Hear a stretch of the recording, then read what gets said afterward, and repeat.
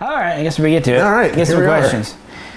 Hi, Misha here, and this is Patreon Q&A number whatever it is now. And first, I really want to apologize. We are late doing it.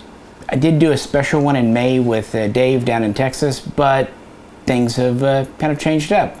And Jay's looking a little different today, but Well, kind of Jay. Kind of Jay. Well, it is AJ. Jay Rowe.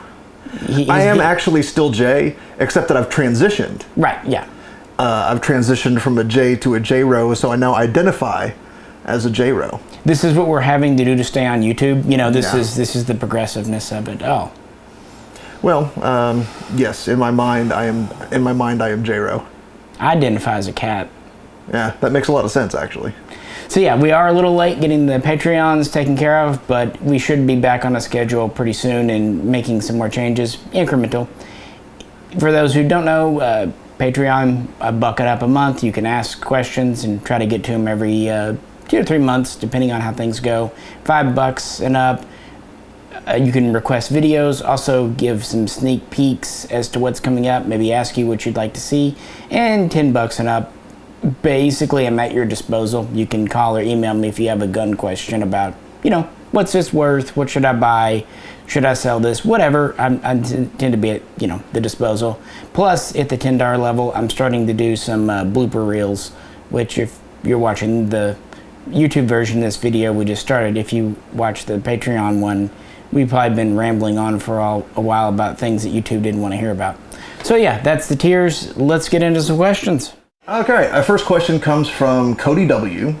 That says, Misha and J Rowe, what's your biggest firearm regret? Like a gun that you sold and you immediately regretted selling it, or like something rare or that you were really attached to, that some kind of catastrophe happened, either something you were embarrassed by or a gun you didn't want to sell?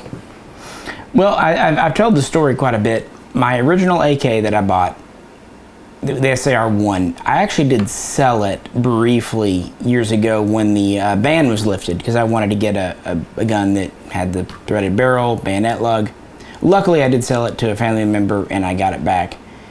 One reason I brought this out, the FN PS90, this is one I just picked up, but it's like the old one I had. And we're working on a video with this, kind of going over the history and stuff. Either way, when the P90 was out, yeah, FN released them 93 for the modern version, but they really didn't make it stateside to about 99. And it was around 2003 that I first handled and fired a full auto. And I thought, that's badass, but I knew it probably wouldn't be legal ever, because we're still in the assault weapons ban. And I asked the guy, and we got to talking about how they might lift the ban, and that was good. And I knew that full auto wouldn't be a thing still, though. He said, well, actually, they were talking about doing a semi-automatic version. And I said, sign me right the fuck up. And so I got on the list. I didn't get one in 05 when they very first came out. I was traveling. But when I was back in 06, I immediately picked one up. And then I sold it when I got married. And really wanted to get another one ever since.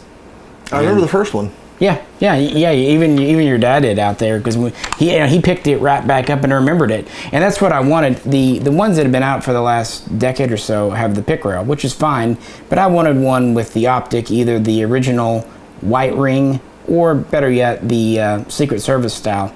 I like this one because it's an alloy housing versus plastic. So that was one that I did let go, kind of wondered. And oopsie, related to that, my first FS2000, I was getting it out of the gun safe, and it went ass over tea kettle, and the edge of the flash hider struck concrete. And yeah, I had that little knurling on the edge, and that bugged the crap out of me. Oh, nice. And that one I actually traded off to a buddy. He didn't care, but it bugged me, because I knew I made the scratch. You know how weird that PS90 is, right? It's terribly weird. It's terribly weird. Although I will say that after we went out and shot this one, I mean, I remember the first time we shot the old one, and I had such a hard time picking up that reticle. And I guess just, you know, something's changed in my shooting style, and I've run a few more bullpups since then and whatever, and it is actually much, much easier if you know how to hold it. Well, and I think it just comes right up and you're looking right at it. The first one had the original white sight. That's right. The H was HC42 or 4562, whatever, ring sight. It had the white. These newer ones, at least before they quit doing them all together, they have the MC1080, and it does seem to be an improved sight, says the blind guy. But it really, it's a little more durable, and I think the black reticle is a little more. Of course, this one, because they haven't made these while the tritium's dead, but it still has the fiber optics. Well, I mean, realistically, it's not like it's a bullseye sniper weapon. No, and that's the thing that's as long as you can see the reticle in there, you know you're pointed at a man-sized target. It's not really for if you say so. No, right. But yeah, that's one. Kind of giving a little thing there. Okay, John Hutnick asks us, "Hi Misha, do you know of any aftermarket parts for an SKS that would be worth money?" No. I did bring out one of my SKSs. I don't know why I just brought out the Romanian, because you don't see as many of these as you do Chinese or Russian. I actually do like the SKS, at least back when you could pick one up for a couple of bills. Today's prices, I'm not really sure. My quick advice with the SKS, if you get one, be happy with what you have. This gun is perfectly fine. Is a late World War II, early Cold War self-loading rifle. Wood stock, milled receiver. You go trying to make it into a modern tactical gun, it's never going to be what you want, and you're going to just end up destroying something and probably regretting it going forward. I mean, I get the mentality. It's your gun. Do what you want, but you also have to think you in the present might be doing something that you in the future wants to kick your ass for. And I get that a lot with a lot of gun guys. You know, they want to sell a gun, but then they'll go, but I put a pick rail on the top cover and I lost the original matching cover, and they act. I mean, I guess the good news about the SKS is it doesn't look like an AR assault rifle. And so, you know, I guess you would look even weirder walking down the street with an SKS slung over your shoulder than you would a modern AR. Or really any modern, combat rifle, but... Well, and you saw that a lot during the 94 assault weapons ban. People would take pre-ban SKSs, put on Tapco folding stocks, and try to put in some kind of weird 20 or 30 round mag, and it always looked like what it was. Again, really good guns, but it'd be like kind of trying to tat up a M1 Garand or, an FN49. They're great for what they are. Oh, they're great. I mean, are they my hands down favorite? No, but they're not tactical anymore, and trying to make them otherwise, I think, looks a little ridiculous. Yeah, well, they never really work. The funny thing is, originally they thought about doing detaching mags on the SKS, but it was Senor Stalin who ixnayed that and literally mandated a fixed magazine because he got tired of soldiers losing mags out of their SVTs. There's a question on here from... where did it go? Joshua W Frye. Hi Misha, do either of you ever browse /K, the weapons board on 4chan? Not today, thank God. But yeah, I definitely messed around on those early forums in the 90s and early 2000s, and then when kind of 4chan spun off into something awful, and it's hard to think of that as the more gentle place, but it really kind of was, and that place is just... Well, I mean, in all fairness, not every corner of 4chan is crawling with toxicity, but, there's certain contingents that liked the fact that they could be as toxic as possible. I guess and for me... most of it's just trolling. It's just people who want to say outrageous shit to each other. And I'm not saying I didn't do some internet trolling. Again, it was just back in the day. It was in the 90s where it was the old school chat rooms and AIM and ICQ and all that stuff. But here's the thing. There's absolutely no sense in going to a place where you can say a bunch of stuff that's going to, trigger the libs. It's going to make a bunch of the leftists really angry and stuff and outrage the woke mob, because none of them are there. Right. No one's going to read it. Well, it's the classic echo chamber. Right. It's like Parler. I mean, these places will talk about discussion and discord on both sides, liberally, but it ends up just being mostly light-minded people, and the moment a couple of people of a different perspective jump in, they get kind of harassed out. Well, and it's like if you put a bunch of shock jocks in the same room together, who make an entire living out of saying the most outrageous thing that they think they can get away with, and some things that they can't. And much like with that, when alcohol's involved, it's just fun, and same with 4chan. But when you kind of quit drinking in your older age, it loses some of its allure because you realize you literally just wasted how many hours of your life. Right. It was fun at the time. It was one of those things. Glad I did it. Also glad I'm not doing it anymore. Do you know about 8chan? I have never been there, but I do know about it. Yeah. Mostly because of all the scuttlebutt that it got turned up in with, recent politics and everything. Right. From Eliot Toscano. Any thoughts on the now defunct Para Ordnance and their 1911 variants, specifically the double stack 14.5 45 ACP models? I have a Black Ops in the wrapper, impulse buy from several years ago, and have never really been able to find any insight on the brand's products even close to your level. Thanks. What I can tell you about the Para Ordnance is pretty limited. I have sold them. There's kind of this debate of Canadian versus U.S. made, and this and that. There's been several variations. The ones I had were the older Canadian ones, and they seemed well built. And I did test fire one once or twice, and it worked fine. But that's not really my bag. However, you have a little more experience and appreciation. I've seen a thing or two about the double stack 9mm 1911 format, or what people are calling 2011s. Yeah. Which, in all reality, I guess is totally acceptable. Yeah, I mean, Colt kind of started. I don't find that weird at all. Colt kind of got it started with that, 2000 and stuff, and yeah, it really is, updated for the modern century. The problem is that they get hate from both sides, because you've got the purists who believe that a 1911 should only and ever be a single stack 45. In his case, yeah, he's talking 45, but double stack, which is heresy. Oh, yeah. Well, you don't need more than 7 bullets.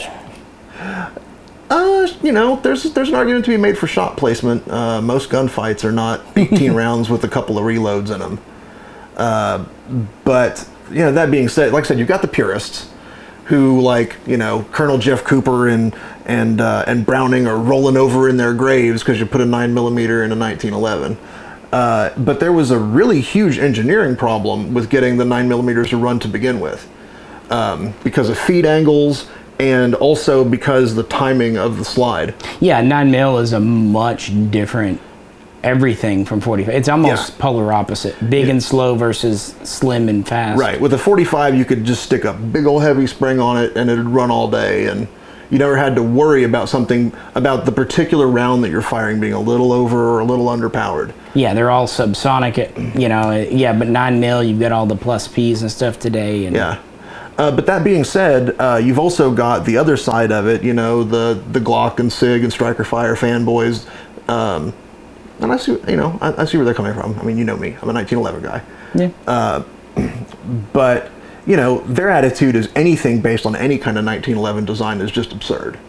So, okay, great, you made it a 9mm double stack. So it kind of addressed that same complaint that people had about single stack handguns not having high capacity capabilities and that sort of thing. So that's been fixed. And the feed problems, for the most part, have been fixed. I haven't shot a lot of double stack 2011s from other companies, but, well, I mean, Colt's single stack 9mm work well. Oh, yeah. They used to. And, even going back in time, you've got a lot of the stars, like the Spanish stars, which is essentially a 9mm 1911 derivative. I mean, personally, I love the 1911 platform. Just I like the controls. I like the ergonomics of it. The complaint that I see from a lot of the people that comment on particular 1911 YouTube channels and forums and whatever, and this is about the dumbest argument I hear from them, is having a safety on the gun is going to cost you time in a gunfight. It's utterly ridiculous. If you don't know, hold on, I just happen to have a 2011 right here.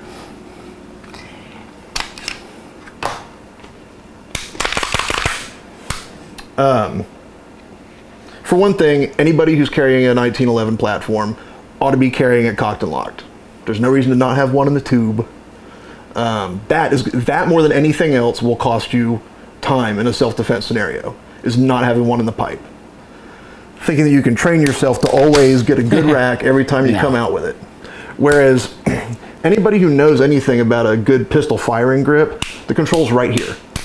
If you can't wipe it every time it comes in and out of the holster, you really need to spend more time with your dry fire, and you shouldn't be carrying anything that's got a safety. I would say that the safety is but my counter to that would be I've talked to more than a few people that think their gun is cocked and locked, and then they pull it out of their holster and it's not so much locked. Like that safety gets flicked off. But of course that gets more into what holster you're using and carry methods.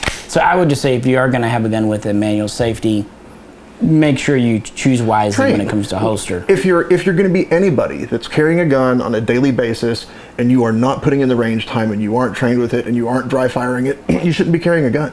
Right. And it takes 1 day of work on the range of building a good grip in and out of the holster, and that safety is never a problem. Well, just getting comfortable with it. I'm sure. I mean, like anything else, it's like having a pair of shoes. If you don't wear them enough, they hurt your feet. You get in there, but you wear them enough, you get comfortable, it becomes second nature. Oh, sure. And furthermore, if the argument is that if you have to know how to use the safety, then the gun is too complicated, you probably shouldn't be carrying a gun either. But that's my own thing. On the other hand, I am glad that CCW, CHL is much more common than it was. Oh yeah. 20, even 10 years ago. That's good. Well, and the interesting thing is that that's had such an impact on the development of the firearms industry in general. Oh, absolutely. Yeah, you've seen that. I mean, me, I love Walthers, and their PPS was really the first slimline 9mm 40. Sure. And of course that led to 45 caliber modern carry gun, and that's had a whole host of things like M&P Shield, and even Glock's got in, Beretta's got in on it, and you can even see some pretty micro modern 1911 styles like Colt did the New Agent and the Defender. The SIG P365. Oh, that's definitely that's one of the newest, awesome, hottest ones. Yeah. And that may actually be a pretty solid argument for not having something like a 1911 platform as your self-defense gun, is that they're not readily concealable. Well, and I would say this. Same's true for a Glock 17. With carry guns, you need an individual needs to get what's individually comfortable to them. 100%.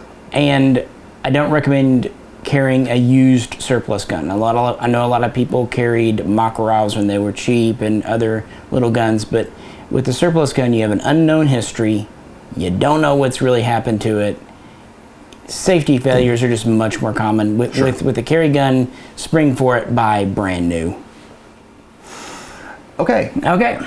Yes, looks like we did skip number 2. Yeah. Well, we'll just number 2.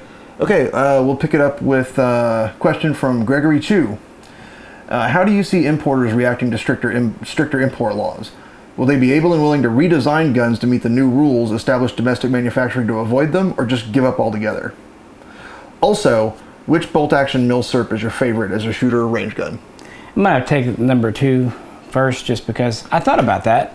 Pretty quick, short answer. I went with the Lee Enfield, and I just picked the number 4. Not any one number 4 out of in particular, just one of mine. It's got a nice throw. I like the turn-down bolt handle.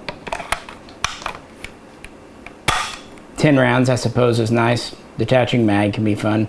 And for those who can see, the fact that you have a nice long sight radius, plus you have aperture sights, peep sights.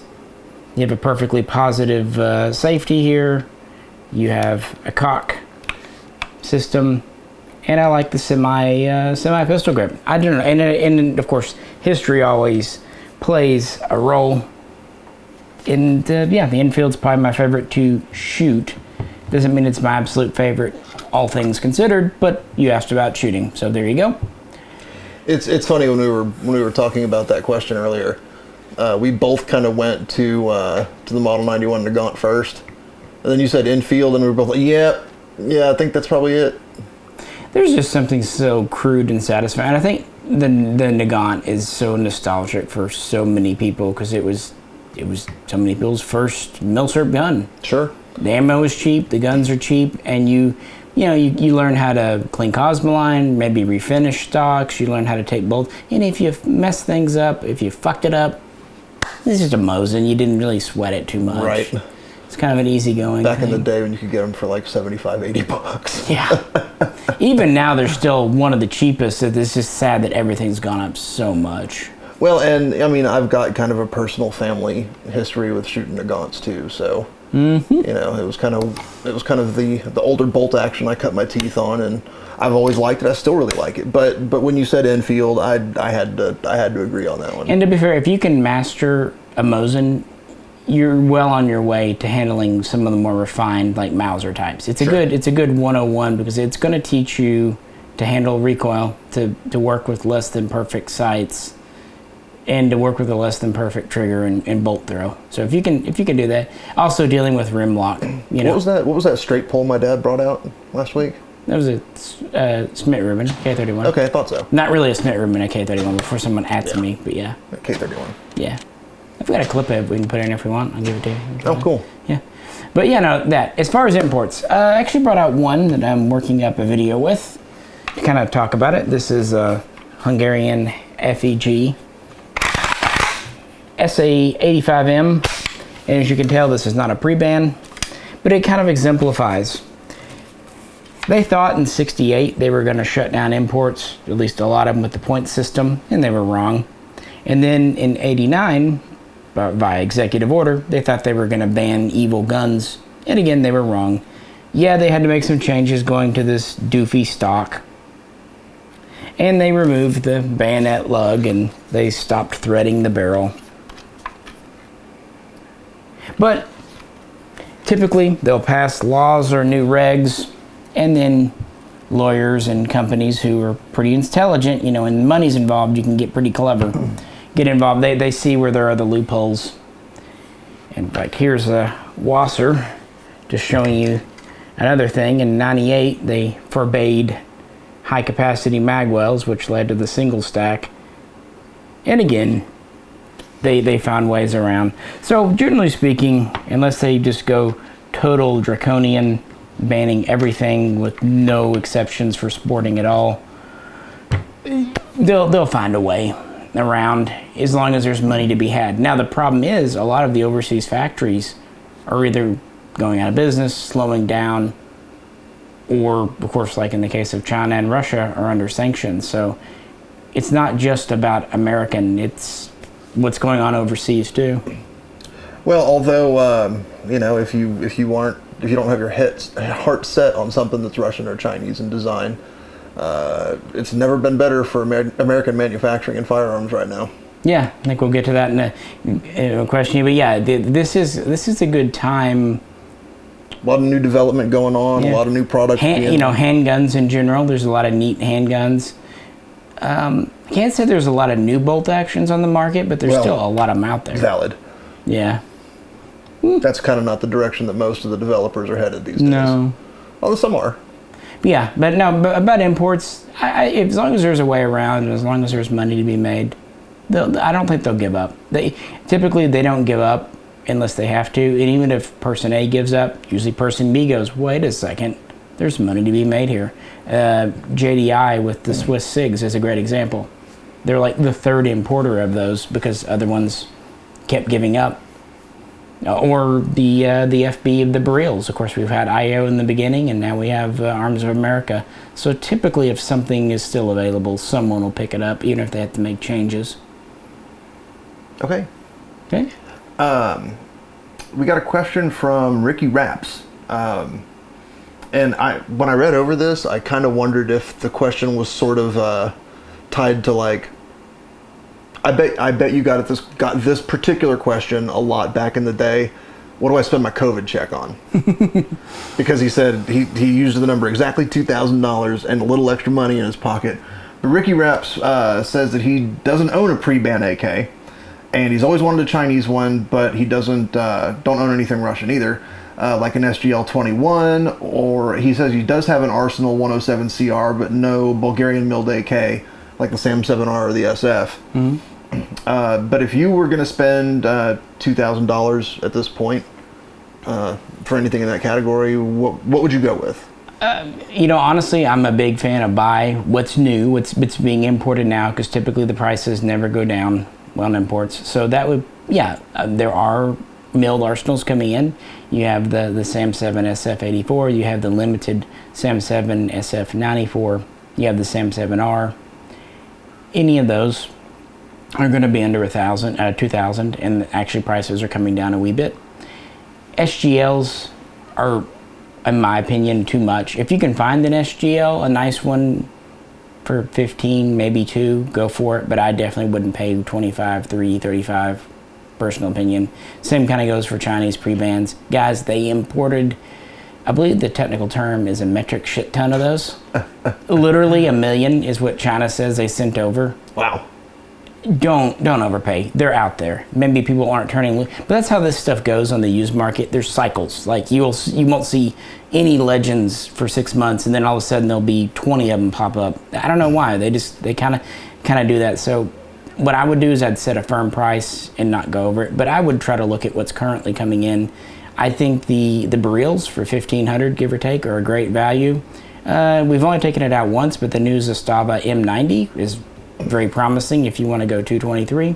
If you don't, Zastava does a very nice M70, and that's typically 1,000 or less. That's not bad. Or if you want to go maybe a little more domestic, there's Kalashnikov USA that seems to be doing pretty well with their recent KR 103s. And I will say this, even though you're asking about AKs, AKs are kind of expensive right now, no matter what, and they probably aren't going to be coming down significantly unless you just really don't want one, and that's cool. If not, this is a really good time to be AR shopping or something else, because a lot of the domestic guns are getting cheaper, and as companies get hungry, as the COVID money does run out, there's probably going to be some pretty good sales from various vendors, from economy level like Palmetto all the way up to the top tier. But like anything in the firearms industry right now, when it comes to AR components, it's weird what things there have been shortages on. Oh yeah, market. I remember there was one manufacturer, to keep it private, that couldn't ship guns because they couldn't get port doors. Weird things like that. Yeah, but that stuff is catching up. I mean, across the entire industry, people had major problems getting the carriers for the BCGs. Mm-hmm. For whatever reason, that was just, it was almost like the small pistol primers of the AR world. Yep. It happens. Of all the different things you would need to get a nice AR build put together, the BCGs were the one thing nobody could seem to get. Because there's usually only a few firms that make certain parts, and they do them very well. Like in magazines, for example, you have Metgar. They make mags for most everyone, and they do a damn good job of it. But if Metgar were to be running short, had to close factory because of it would leave not just them, but Smith & Wesson and Colt and who knows, all these companies without mags. I mean, it just happens. There's always a bottleneck, no matter what. It could be hard wood. I mean, if you're doing wood stock, sometimes wood's hard to get. We have a guest. We always do. Yeah, we have talent on set. If we don't have a cat in the video, people get upset. Okay. This is Earl. Hello, Earl. They know Earl. Mr. Earl, you're a whore. So anyway, where we got next? Actually, I did have a follow-up question for you when you were talking about how certain things kind of come and go in the pricing market. And I find myself wondering, and I'm sure this is really more of like a 2021 kind of question than would have been applicable even 10, 15, 20 years ago. But how much do you think that the conversation, like the influencers, the people out there producing content that are talking about guns, that are talking about the state of the industry, do you think that the availability and the pricing of certain guns goes with the trends and what people are discussing? I mean, I guess it's sort of a chicken or the egg question, but do you think that there's a run on certain kinds of guns because it just happens to be the thing everybody's talking about right now? Absolutely. Absolutely. Because people, sometimes you don't know about a gun. What was it? Oh, last year I picked up one of the Midwest GAL 5s, the takedown ARs that Midwest is doing as kind of a copy of the Air Force survival gun.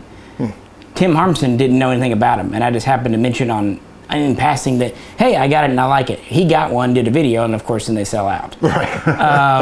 AKs are that way. If Rob Ski does a video on an AK, assuming it doesn't shit the bed, people are going to want that.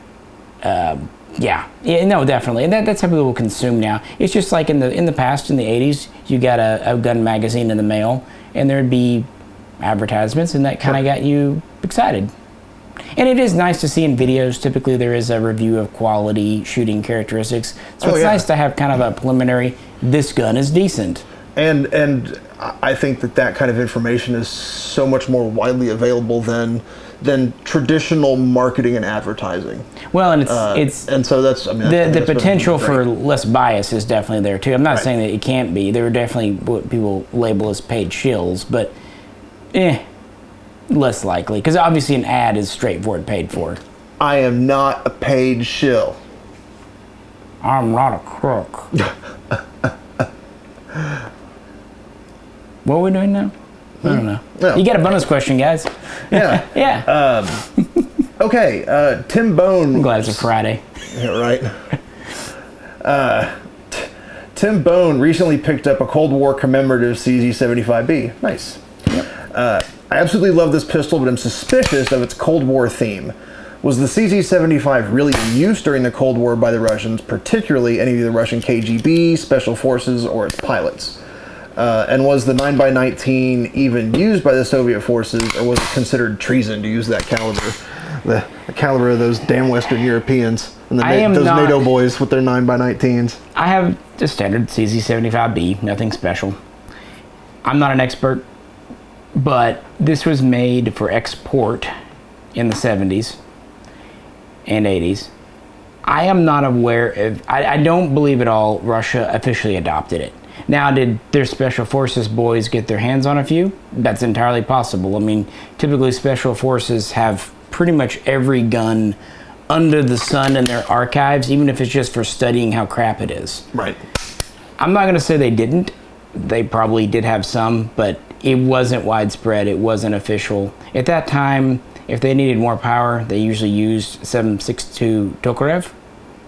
And if they needed something more compact and defensive, they used 9x18. And if they really needed something compact, they used 5.45x18. So, and I don't see Russia really giving a rat's butt about that. I mean, the CZ75 is a good gun, but it's not really doing anything particularly special for them. Sure. So as far as I'm aware, no, and if so, probably limited thing. Sorry, I can't give a real more definitive answer, but that's it. Yeah. Thank you, sir. At least one of us can. I see what you did there. At least one of us did. Yeah, I mean, it's a nice gun. I really like it. Now, I will say this. In more recent times, the Russian Federation has acquired some CZ75 variants as they've kind of moved away from 9x18 to 9x19. So in more, in the last 20, 30 years, I know that some Russian police departments have used those. But I don't think in the Soviet era. Cool. Yeah, and of course that was the basis for the Jericho out of Israel. A lot of companies copied the 75. Travis Ring says, hello, I was just watching another YouTube creator talk about the Sam 7 SF84 and where the Bulgarian military guys put the second half of the cleaning rod. Actually, let's stop right here. I'm going to go grab that, and we can check our stuff, too. What he's talking about, and just so everyone knows, no mag, no anything. That's good, because I just waved my hand in front of the barrel. There is this notch in the stock here, and what he's talking about is, now when you have the slightly shorter version of this, it will kind of fit up in there, but there's nothing to hold it. And what people are doing is they're using Velcro, or they're using elastical, there you go, elastic straps. And that works, but that's not the point of this cutout. That wasn't originally there. I'm not saying that Bulgarian soldiers haven't used it for that, but the reason that it's here is to give clearance for the safety. Without that notch, without that dimple in the metal stock, your safety could not reliably move up and down behind. That's why it's there. You can see this on other stocks, including the Romanian stamped underfolder where they pinch it there too. So the fact that the cleaning rod section kind of fits in there is mostly just a happy coincidence. Also, guys, the Sam 7 SF, the first ones came out in 2004, 2005. That was one of the first things I tried, and most of us tried back then. Also, we tried putting a full-length cleaning rod in here and realized real quick why you don't do that, because when you do, it screws up your latch, it hits the spring.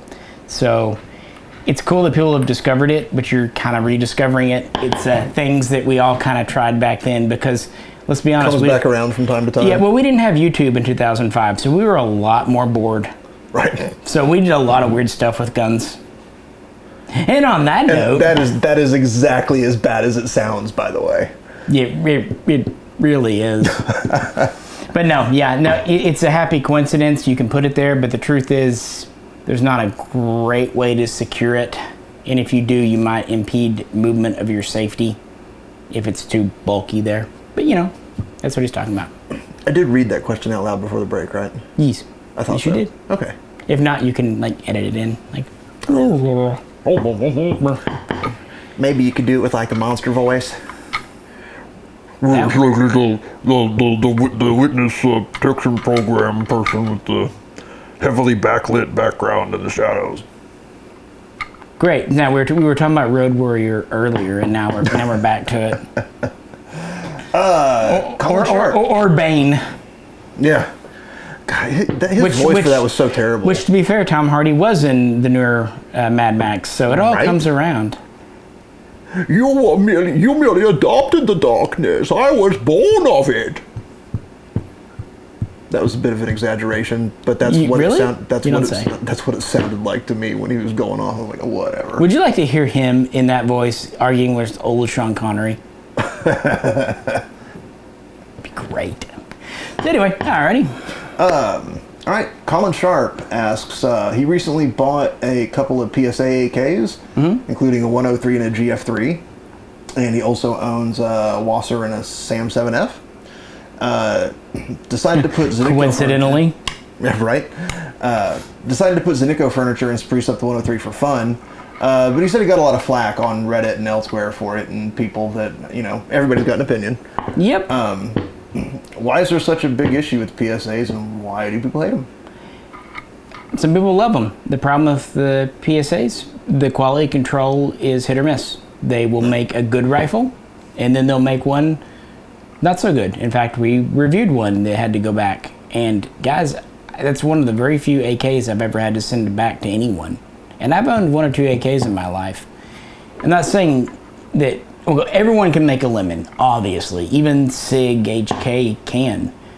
But PSA really leans heavily on their customer service. So I guess it's just a matter of, do you mind that you might have to send your rifle back once or twice before it's up to snuff? Personal taste. And you might have got a great one right out of the box. Sure.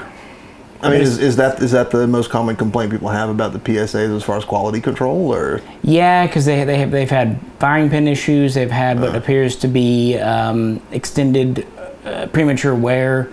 Sometimes just loose parts like gas tubes or stocks. That's one thing we ran into. It's kind of all over the place, which just kind of points to if it was just one issue, well, you fix it. Sure. But when you're having issues across the board. And of course, they're trying to make them reverse engineer. They don't have blueprints, plans. It's different things. I mean, if you really want, you can read the AK forums and the AK files and get everyone's take. I would say with any gun, if you're happy with it, cool. I was just gonna say, if you've shot it and it's reliable and you like it, then who gives a fuck what people on the internet say? I would agree. Of course, we're people on the internet. Are we? So don't give a fuck what we say either. Pretty much, yeah. That's kind of been a running theme throughout all of these videos, even going back all the years of the channel. Realize that we're idiots. Right? But yeah, if you enjoy your PSA, don't let anyone rain on your parade. And if you don't enjoy PSA, same thing. I mean, I particularly do imports. That's just me. But to be fair, when I bought these, they were cheaper than what PSAs typically go for now. So. Yeah. Scott wants to know if you've got any recommendations on where to locate Type 3 furniture. Now, this is great. I'm going to have one of these. It's like a conductor's one. Yeah, right? You have kind of incorporated into your mannerisms. I told you I needed a table. I need something. Yeah. Cool Fire Cool. I always mix his name up. but Orlando. He is where I got mine for my AK, but I believe he's having a hard time getting it now too, because, well, getting stuff out of Russia is more difficult. Once upon a time, Legion USA used to have it, but I don't know how much they do. You might just have to poke around. I definitely can appreciate your desire to get some original. When I got mine for my rifle, it was unissued. It was old stock from the 50s, but there had not even been screw holes drilled. So aside from a little storage wear, it was brilliant. So if you can get any from him, if he still has any, I recommend it, but I think he's running low. Yeah, isn't everybody? You might also, if Polish is okay, you might check Robert RTG. Sometimes they have Polish milled Type 3 sets too. Cool. Yeah.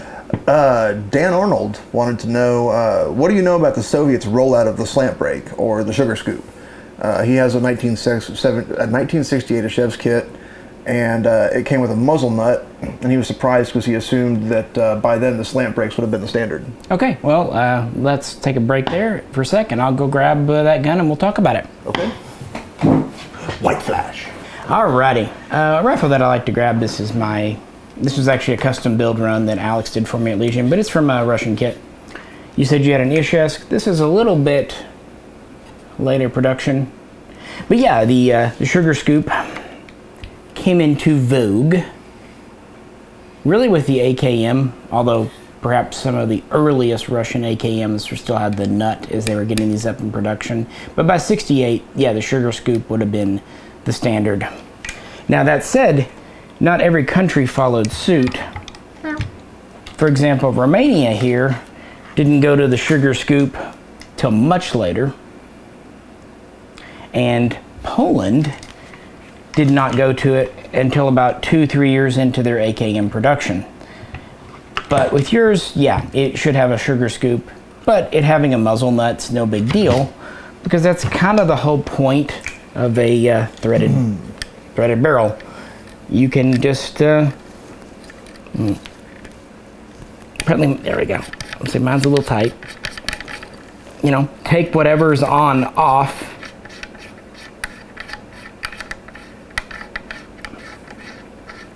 Is that gun unloaded? It's unmuzzled. And put whatever you might want or need on. So maybe whatever person had it wanted the nut. Who knows? So it's an interchangeable part. I wouldn't worry too much about it. They're really light. The brake there? Mm-hmm. Yeah, the whole point with the AKM in general was to lighten it up from the original AK-47, which was milled receiver on that gun, heavier furniture. But because it was a lighter gun, they knew it'd have more felt recoil, and that was just a basic recoil check. It doesn't do much good in semi-auto, but in a full auto, it actually is reasonably helps. So, yeah, if you've run across the brake, great, but I wouldn't worry about it. Okay, let's see here. Brian Hess. You had mentioned a while back Romanian PM97 that the Romanian Special Forces had. Is that similar to the Ames 22mm or something else? He can't find pictures anywhere and can't wait to see... Oh no. Can't wait to see you and Jay's mini reels when you do the rear trunnion swap. Well, still doing the rear... I don't know if Jay's going to be here for that. He might be. He still has his mini reel. Oh, cool. Yeah, again, he might pop in from time to time. I mean... That'd be great. I mean, you're having multiple personality disorder, so it's possible. Now I'll detransition. Being serious, as I talked about in the Force, he's fine. He just awesome. new job, and can see he's working 80-hour weeks. So, but yeah, he's still doing it. I knew he was gonna be super busy. Mine's actually out to the Smith doing the rear trunnion deal right now, so that's gonna happen. I'm mostly waiting on a butt stock because I am short one. I have 2 Polish stocks and I need 3. So I'm not really putting a big priority on it until I get the stock. You said butt stock. I say butt stock a lot. Yeah. I also say plug. So as far as the Romanian PM97, that's not a Romanian military designation. That's a Kuger factory designation. Much like this, Wasser is set up in a PM90 setup. This is the export style folding stock, and a lot of their export guns had the palm swell grip. And another big deal was they went to the sugar scoop brake for these. The PM97 typically has a folding stock in either this style of handguard or the foregrip one. And one interesting feature that makes them relatively easy to ID in pictures, they don't have a 45-degree gas block. They're one of the few Romanian guns that have a 90-degree looking gas block. As far as the muzzle devices, I honestly don't know. I've seen some that are threaded 14, but there very well could be some that are 22 as well. Again, it wasn't a standardized gun, so Kuger could just build them however either someone ordered or however they felt like. Honestly, yeah, there's not a lot of info out there. It never really took off. That's why they're still using the PA86 and 545x39 in Romania today. Although, again, their special forces are using different things, including some M4s bought from America. Okay.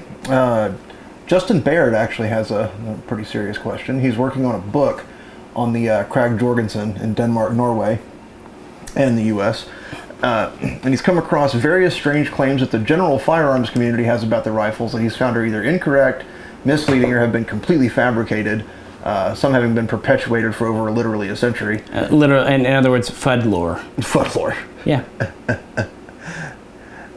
It made me think about what other claims there are out there about specific firearms that are not true, but are often passed around the firearms community as facts. My question is, have you guys run into any claims or statements thrown around in the gun community about some firearms that you, in your own research and experience, have found to be misleading or untrue? We could be here. We could be here 3 hours. Yeah, the short answer is definitely. And to add to that, it's not always someone lying. And a lot of times with guns, especially when the communist bloc first fell, it was a lot of speculation and supposition. It's not like there's a authority on guns that knows the absolute truth. And it's not like militaries are always just readily saying what happens. And it's also not as if every piece of a record survives. For example, with Japanese guns, so much was lost in 1944-45 during the end of the war. The records just don't exist anymore. Makes sense. So, yeah, it is investigation and study, much like any science, in medical research or whatever science. You do your best, you try to find examples, you make suppositions, and that can be kind of carried over into commonly held beliefs, but also you have to be willing to know that this is not 100% confirmed fact. So if new evidence comes up, you have to be willing to change what you know and add to it. And I have definitely been wrong. If I listen to some of the older videos, I say things that are wrong, and I'm probably just repeating the information that we knew or thought we knew at the time, and over the 10 years, new info's come out. Yeah. And, that's the thing about common knowledge is whatever information was able to kind of get out there in the community first is going to be the thing that most people heard. Sure. And yeah, it's going to take and it's a real uphill battle for the people who are actually experts in that particular subject matter to get the correction out there. Well, and the internet's brilliant because it allows people from not just across the USA, but even around the world to share their data, like their guns, features, serial numbers. Back in the 80s, you couldn't do that. At most, you might see a few guns in local gun shows that were of your type. Again, I'm kind of thinking of the Japanese collecting community, but... Mark Twain is still correct, though. That a lie can get halfway around the world before the truth can put on its boots. Mark Twain was exceedingly prescient. Yeah, he was way ahead of his time. MT Skies asks, do you know much about the traumatic firearms being marketed in Russia? Wondering if they've been imported. Here's a link to a random YouTube video I found. Did you get a chance to look at the video? Nah, I really didn't. No, honestly, I don't. There's been so few things brought over from Russia, and their export laws, what they can send over here, are absolutely just as strict as our import laws, even before the sanctions. So, unfortunately, that's just not something I know. There's a lot of, if you check out, I think Max's website, Modern Firearms RU, is still up and running. If not, he used to have a lot of cool prototypes and limited Russian production guns, like silence guns and underwater silence guns and dart guns, and they've always been a little unique in their firearms. But yeah, we pretty much have only had sporting guns from Russia since '94, which was why the SGLs were so unique. That's about as close as we ever got. How is your Russian anyway? Very deteriorated from years of not use. Yeah, I kind of figured that maybe you stayed conversational to some extent. Languages have never been my strong suit. That's for my wife. I'm numbers. Very much so. I like numbers. Numbers are logical. Lucian had a couple questions. How come some arsenals have spring firing pins and others are free floating? Personally seen them in their 5.45, 5.56, and 7.62 rifles, but not all of them. Seems to be random. Could you shed some knowledge on this? It really is pretty much random. It kind of goes by year. The earlier, for example, the earlier SLR 101s that came over right around the turn of the millennium, they were not spring loaded. The later ones that started coming over, I guess it was around 2011, they were spring-loaded. Military guns don't tend to have spring-loaded firing pins unless there's a need when it comes to AKs, because military primers are hard. But for safety and so that civilians can reliably shoot without slam fires, commercial ammo, most makers will go ahead and throw a spring in there. But when you have like your 5.45 guns, they pretty much know what ammo is going to be in there, so they are less likely to have them. So you typically mostly see it on the 223s, but it does appear on the 7.62 by 39s as well. But it really is just kind of however they felt. Every now and then you're shooting a 223 and you get a hammer follow. I wish we had video of that. Me too. It was like the one mag we didn't record that day. It was real exciting at the moment, though. Yeah. Oh. Nope. That's probably UPS. That's UPS. Talk about exciting. I wonder what they could be bringing. Food. Lucian's other question was, we see that the SVD and M91 went through some modernization and upgrade phases. Things like switching to polymer, folding stocks, shorter barrels. Excluding the fake paratrooper versions for the US market, did the PSL ever go through any real military upgrades like its other 54R cousins? Well, funny you should ask that, because also working on a video comparing older PSL versus newer. The honest answer is, nah, not really. The optics change a bit. They'll go from using machined milled parts to cast parts here and there. Some will have threaded barrels, some will have fixed muzzle brakes. But no, not really. They're pretty stable. Really, Romanian guns tend to be that way. You know, if it ain't broke, don't fix it. But yeah, working on a video kind of comparing PSLs, so that should be out pretty soon. Cool. This is the question that I was thinking of when it came to interchangeable parts and that sort of thing. Mungo Go Bang asks, an asteroid is going to hit the Ozarks. You got to get out now. What 3 guns do you and, I guess, Jay, Rowe now, each pick to take with you? And I'm not a sword guy the way that Jay is. I mean, I'm not really either. I handle one well, but when it comes to what's on the market, I don't really know.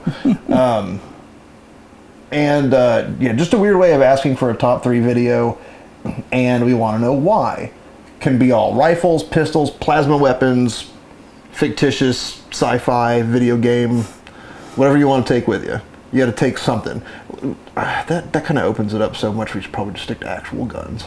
Yeah, I think so. And again, that's kind of one of those. And we do this in some Q&As when it's just like a big thing. So, but yeah. Essentially, the question is, what weapons are in your bug out bag? Yeah, I mean, I'll start off with saying a pistol. But for me personally, I would go with one of my Walthers probably, because they work.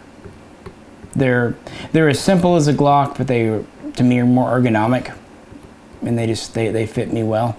It's always good to have a pistol, even a compact one. For sure. For the smallest possible things. Yeah, I'm with you on that for portability and that kind of thing.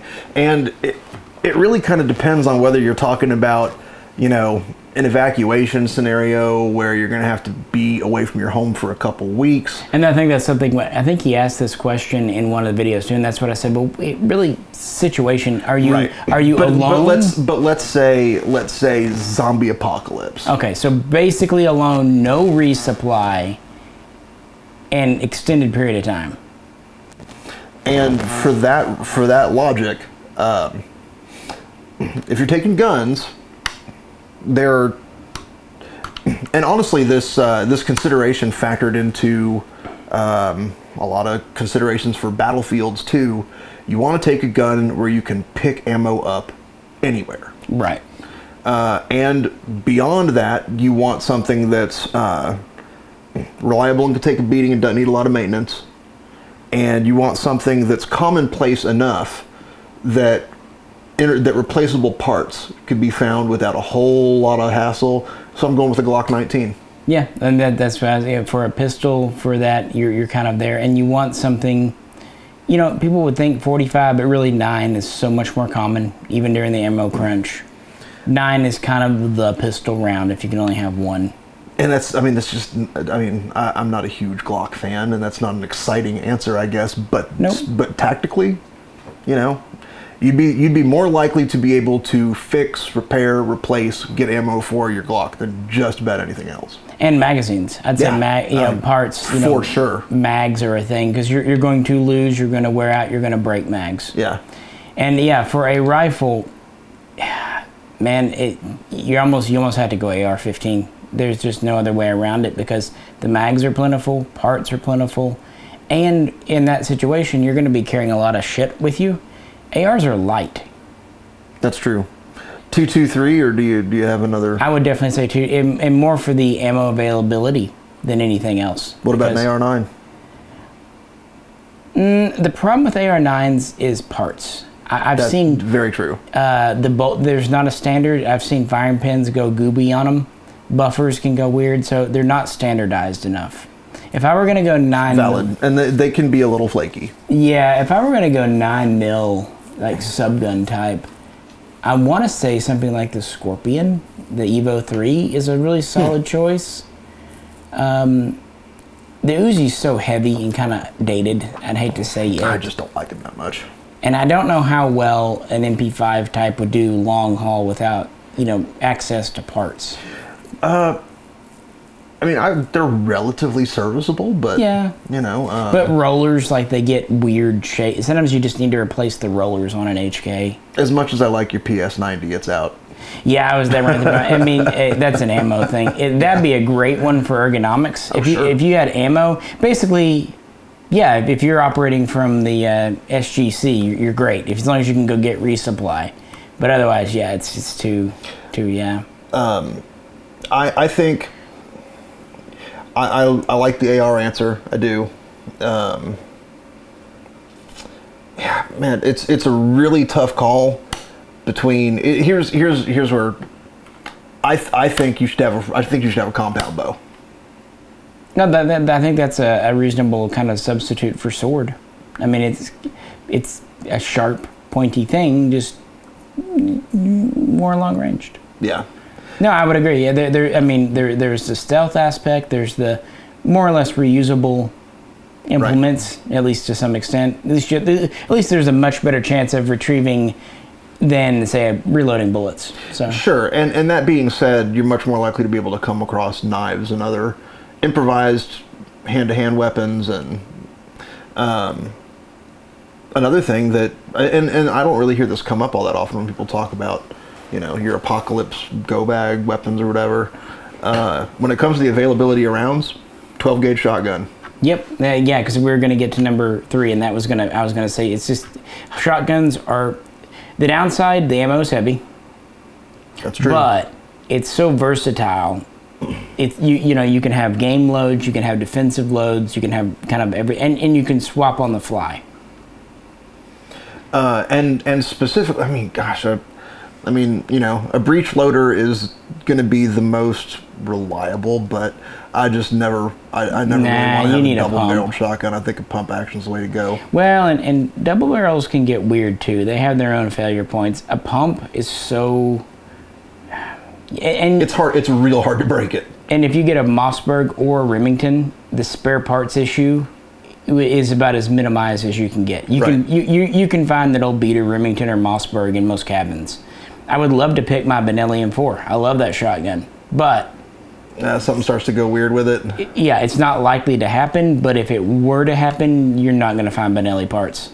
So I'm just going to say Mossberg. What's the barrel length on that M4? 18. Okay. Because I mean that's another issue with the shotgun consideration is it's not just the ammo that's heavy. It's a lot of gun. Well, with most shotguns, if rule of law falls apart, you can always do sawed off. Well, that's true.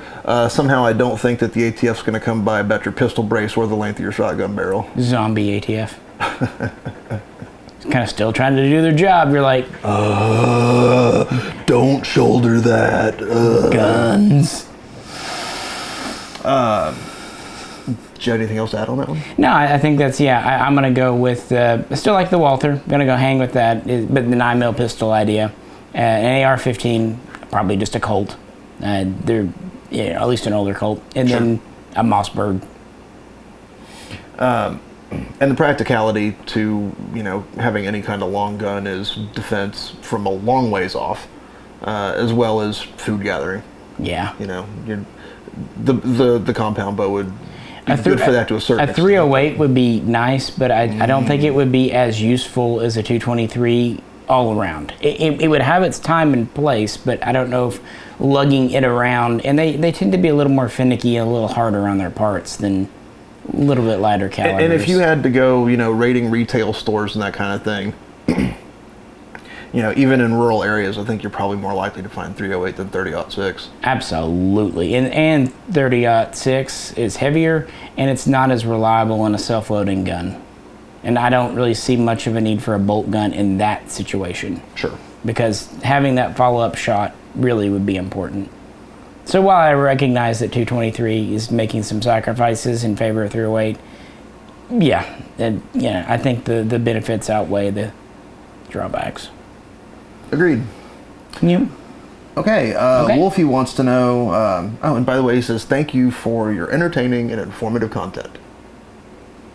I'm very pleased you're very easily entertained. Thank you. If you had to rank small arms, rifle, machine gun, DMR, etc., at the squad level, an American squad, a West German squad, a British squad, and a Soviet squad in 1950, 60, 70, and 80, there's a lot of cross-referencing here. Yeah, I remember this question. Are you going to get to each of those? No, I think this is one we're going to have to kind of table. This might fit into more of one of the $5 ones, because that's I'd have to even think hard about which era, which one issued, that kind of thing. Yeah. And to be fair, they were very different structures and purposes. Although by the 70s and 80s, you have more armored squads, riding in vehicles, BMPs, APC type things, and the Russians were really concerned with chemical warfare. Right. So and the Russians, one nice thing, if they didn't always issue the SVD, but their attitude towards marksman/sniper rifles, because they did consider the Dragunov a sniper rifle, they definitely issued them on a more wide scale than the U.S. did. Huh. But of course, the absolute quality was a little bit lower. But it was kind of we'd rather have 100 well-trained guys with a good gun than 10 just superb experts with an expert gun. Just different mentalities. Yeah, makes sense. Mm-hmm. Well, and it's also worth considering that over the decades, the typical application for a military unit changed pretty dramatically. Oh, yeah, warfare changed. Like the submachine gun, while very vital in the 1940s, was already on the way out in the 60s and was virtually out by the 80s. In favor of carbines and, assault rifles and things. Sure. Again, kind of the introduction of the 223 round that changed a lot of stuff. Yeah. And if you had to go bust up narco guerrillas in Nicaragua or something, that's a very different consideration than going to Vietnam. Yeah. Or the desert or the mountains of Afghanistan. And the U.S. did a lot of testing in Alaska and stuff for Arctic warfare because, Alaska is kind of near to Russia, and that was always, and we never had war there, but as Fallout taught us, it could have been. Matthew and Mauser want to know, and they are longtime listeners, first time question, asking Guy Dude Gun Nut. That's apparently his nickname for you, is Guy Dude Gun Nut. Okie dokie. No, it's going to stick. We'll see. Okay, Guy Dude Gun Nut. What's your current outlook on ammo? He's heard that Remington will be making more ammo again to help supply, but it seems like a long road back to anything coming. What's going on at the ammo market? Is it going to come back down from the rafters at some point to a more normalized kind of reality? In fact, it already is. Remington's back on. Remington UMC, I should say, is back online. Imports are starting to get a little more predictable, like 7.62x39. All throughout this panic, aside from forced COVID shutdowns of factories, the manufacturers have been running 24/7, really producing at 100% or even greater. They've been built making as much ammo as they could get components to make, and they could have workers to work. It's the market that's just been like a bottomless pit. But finally, that's starting to slow. Ammo availability is almost back. I see 9mm, I see 223 in stock, 308, pretty much everything. Now prices are still a little high, but availability comes first, prices start to come down later. So I would, assuming nothing changes between now, which is July, and early fall, I think things will return to normal. And I think a really good indicator of things returning to some sort of semblance of normality is when loading components for your average Joe Blow consumer become more readily available. Yeah, because that means there's enough. And also, I would say this too: when you start seeing more, it means that the major manufacturers they have aren't enough. having to suck up everything that possibly comes off. And the another line, thing is when you start to see like 380, because when there's crunch time, they really get down to their base calibers that they can make on those lines. When they start making 380 again and 30-06. 10mm. Yeah, the weird stuff, that means they produce. 10's not that weird, but man, the people that like 10mm are really into it. Good on them. I mean, it kind of reminds me of the automatic version of 357. I mean, I know they're totally different grounds, but there's kind of that same love there, and it's a big boom cartridge. I'll say this. I wonder how those folks did through the ammo shortage. Probably didn't. Well, a lot of them probably stockpile. Well, that's true. That's kind of one of those professional cartridges that if you're in the 10, you probably know enough. You've probably stacked it deep and stacked it I will high. say this about them: I am much more with them than the handful of 40 Smith and Wesson guys that are starting. Oh yeah. I've had 40 Smiths. Anyway, I'd rather either do 9mm or 10mm. Either one seems to fill a role better than the in between. It's sort of like. You wouldn't really associate gun culture as something that has hipsters. Oh, yeah, you would. But yeah, it does have its hipsters. Oh, yeah. There's. I mean, I would argue that 5.45x39 is kind of a hipster one. It's kind of hipsterish. Yeah. The only problem is that it was hard to like that before it was cool. I don't know. I bought my first one 20 years ago, but that was that was back when the Romanian gun was the only one you could That's really the hipsterest thing you could have said. Yep. I'm a trendsetter. What can I say? Hey, all right. Influencer boy. Mr. Guy Dude Gun Nut. There you go. Antigonus wants to know, any word on commercial AR-70-90 builders getting set up? And if you can answer without incriminating yourself in any felonies. I'm looking at you. Mm-hmm. No, I like any question that leads off with don't incriminate yourself in any felonies. So does YouTube. Yeah, right. Well, that's why we're not on YouTube today, are we? Well, we are. Oh, shit. Yeah. Are we watching? Probably. Your Patreon? Oh. I mean, this is going on YouTube. Oh. At least part of it. There'll be like a full one for Patreon and then a more cut down for YouTube. Oh, okay. So I'm gonna have to do some more editing then. Yeah, I don't know. Okay. We'll make the outtakes available at some point. Yeah, without incriminating yourself in any felonies, Michael, what do you plan to do with your braced pistols, assuming the ATF's proposed rule is implemented? I don't, because I'm not worried about it. Yeah. Did the ATF recently propose a new rule about the pistol braces? They've done it all the time. Not so much a rule. It was like new regs, all these requirements, a point system. You get whiplash trying to keep track of what the ATF thinks about and it's pistol just someone at the ATF drew up this list, probably to look good for the higher ups. The thing is, they've already made a decision years ago saying they're legal. Then they reversed it. Then they reversed it again. You can't keep flip-flopping like that. Well, you can, but when you go to court, any judge is going to go, this is entrapment. This is bullshit. Right. How is anybody supposed to know what the rule was these today? People bought, and the thing is, there are so many in the country, literally millions. You can't jail millions of people for just doing what was legal yesterday. In fact, American law, really law, even in a lot of modern, you can't make something illegal retroactively. Like it's a proactive thing. Like right. From this date forward, these aren't allowed. But you can't go, well, that was illegal the whole time. It's a bridge too far. I almost want them to do it because that would be something that would go to court. I mean, already the bump stock is being challenged in court successfully, right. And that's a much shakier piece of ground to be standing on than the arm brace thing. Sure. Now that said, I don't want people to be antagonistic or email the ATF being negative. Right. Yeah, whatever. Moving on, G Bobby says, Misha and Jay love you both. He loves he loves the original Jay. He loves Earl. He loves Earl. Thanks for your informative and entertaining videos. I'm wondering if you know if Ishev ever produced RPDs and PPSHs for PP41s. I don't know what you're talking about there. Submachine guns. Oh, okay. Yeah. My understanding is that both of these firearms were developed and produced exclusively in Polyani, but I read recently from Battlefield Forensics for Persian Gulf states that they were later produced primarily by Ishev. This was the first I'd have heard of this. If you have any references on this subject or support or refute this, I'd be interested in checking them out. Yeah, that gets into a whole thing. We should check the gear. Yeah, let's do that. Yeah, the plate adapter that I've got on the tripod is a little loose. Yeah. Get in there and ratchet it down some. Okay, and we are back to Antigonus's question, I think, right? Yes. Yep.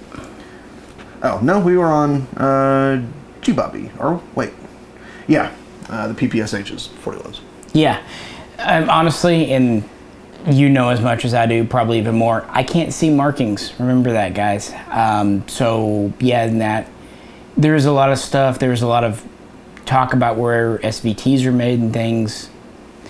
Also, Russian factories, there was more than one Ishesk, and there's more than one this. Sometimes when you really need to look at who made what in Russia, look at the factory number. Each of the Russian factories had its own number. They would combine during World War II, then they'd split apart after, then combine again. So that's my best quick advice. Don't focus so much on the name, but look more at the factory number and physical location. And sometimes you'll have instances like where the RPK was developed at Ishesk, but then produced at what we know today as Molat. So, you know. Is there I'm sure is there a readily available resource that people should know about for associating those markings with the particular armory? Or honestly, in the world of Google, I just Google it, because the problem with books, they routinely get out of date, especially with com block stuff, because what we thought was true in, say, 95 when whatever book was published, we've learned a lot since the fall of the Iron Curtain, as it were. I was just wondering if you had like a favorite go-to resource for that. Not really. Aside from Googling, like if that information had all sort of been compiled in an updated site that, like, if you're looking to match that up, go here. No, I really don't know. Again, because this is mostly pictures. When you get into makers, there'll be pictures of makers marks galore, and that's not really a dialogue I can discuss with. So, and especially because he's asking about machine guns. And I'm asking about some maker's mark. I quit drinking, but yeah, like machine guns, we don't really know, because unless you're a SOT and have all those things, and even then you're only going to have a couple. It's hard to examine original guns outside of photos. Yeah, well, and so therefore it's very hard for me to examine an original RPD, not one that's been converted to semi-auto and sold here, but a 100% original. You got to know your limitations, folks, and that's just kind of one of mine. Your precision shooting can be a little, well, sometimes. Well, I'll tell you what you do is you just, wherever the bullets land, paint the target around that spot. Michael Montz wants to know, what's your opinion concerning the very short Mauser carbines, such as the Zastava export carbine, the M4862, and police carbine sold to Indonesia, and others like the FN M30 and the 7.92s? They're really cool. Barrel ranges can be 17 inches, sometimes even shorter in some weird cases, 18, sometimes 20. If they're an 8mm, you're going to get quite a big boom and flash out of the modern 8mm cartridge, and you're going to get some big chunky recoil, especially out of like the 3340. But that said, who doesn't like a short little handy bolt action carbine? Sure. They're just cool. And there's a giant fireball. Yes, there is. And recoil and sound. And that's why they're of limited use. That's why the jungle carbine infield didn't really be that successful. It was a little much. They're punchy. Yep, but in a fun way, especially if you're just a civvy shooter. Yeah. Weirdly enough, Haley really liked every time we've taken her out, she has wanted to shoot like the most recoil heavy, knock you around thumper kind of guns. Well, to her credit. And to her credit, it was mostly the shotgun. And shotguns have their own unique recoil impulse. Yeah, they're slower. They're less. They're not as cracky, but they're more of a boom. And I think there's some kind of a chuckle with shotguns. Just the, I don't know, shotgun. Truth. Boomstick. Yep. That's the list. Yeah. So there we go, folks.